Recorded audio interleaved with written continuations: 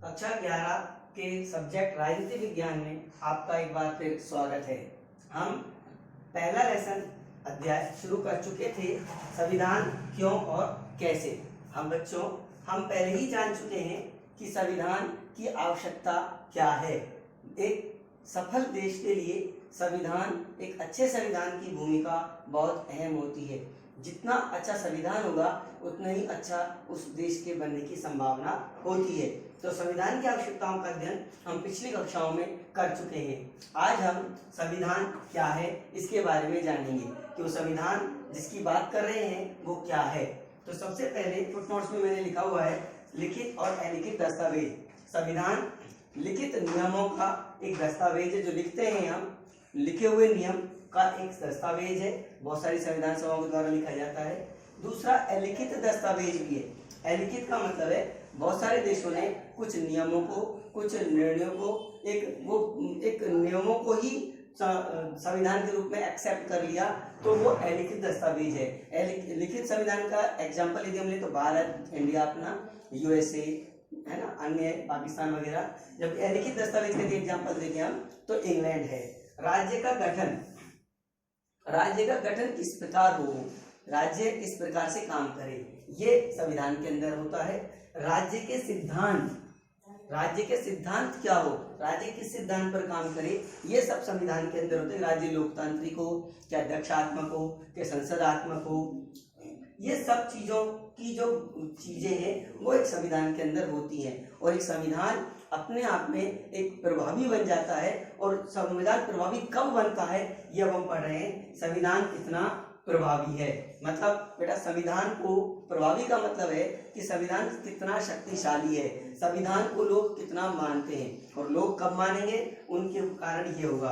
पहला पॉइंट है निर्माण संविधान सभा के द्वारा, यानी संविधान का निर्माण कैसे हुआ। यदि एक संविधान का निर्माण संविधान सभा के द्वारा होता है तो निश्चित रूप से उस संविधान की वैलिडिटी, उस संविधान की मान्यता बहुत अधिक होती है।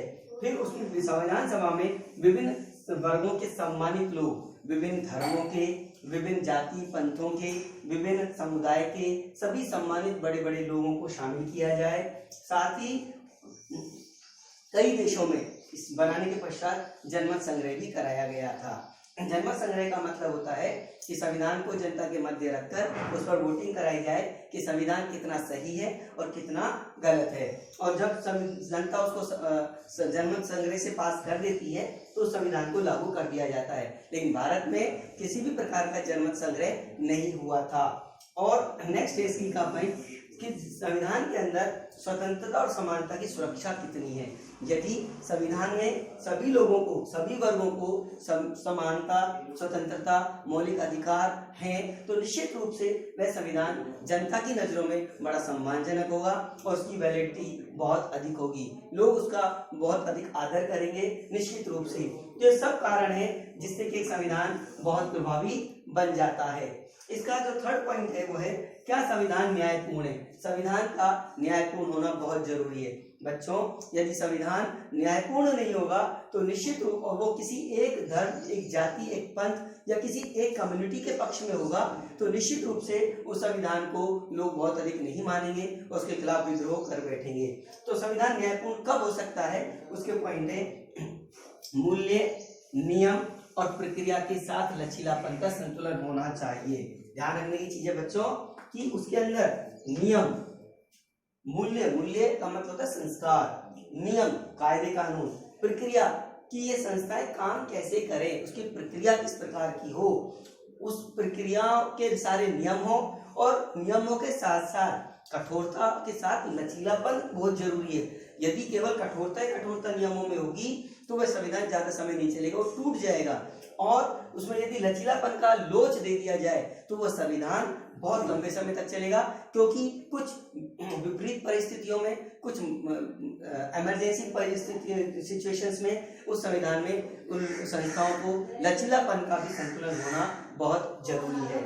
इसके अलावा संतुलित संविधान संतुलित संविधान कैसा होना चाहिए? संतुलित होना चाहिए। संतुलित का मतलब है कि उसमें सबका समावेश हो, सभी धर्मों का, सभी समुदाय के लिए बराबर से अधिकार हो, बराबर से कर्तव्य हो, बराबर से रोजगार के अवसर हो, बराबर से स्वतंत्रता हो, बराबर से समानता हो।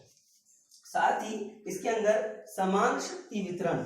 नेक्स्ट है, जो संस्थाएं इस सरकार का निर्माण करती हैं, जो संविधान के तहत सरकारों का निर्माण किया जाता है, वो सभी सरकारों को भी, उनमें भी कुछ संस्थाओं के रूप में बांटा हुआ है, जैसे विधायिका, कार्यपालिका और न्यायपालिका। ये संस्थाओं को शक्तियों का समान वितरण हो, बराबर वितरण हो। इनमें से भी कोई संस्था एक अधिक शक्तिशाली और दूसरी कम शक्तिशाली नहीं हो। यदि ऐसा होगा तो एक संस्था उस अन्य संस्थाओं पर कब्जा कर लेगी और वो संविधान के विपक्ष में वो चीजें चली जाएंगी।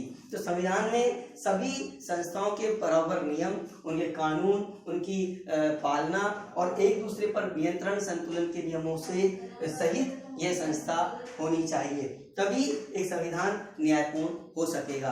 तो न्यायपूर्ण संविधान की कारण पूरे देश को सम्मान मिलेगा, पूरा देश एकजुट रहेगा और पूरा देश आगे बढ़ेगा। तो संविधान में ये 3 बातें आज हमने पढ़ी। संविधान क्या है, दूसरा संविधान कितना प्रभावी है, और तीसरा क्या संविधान न्यायपूर्ण है।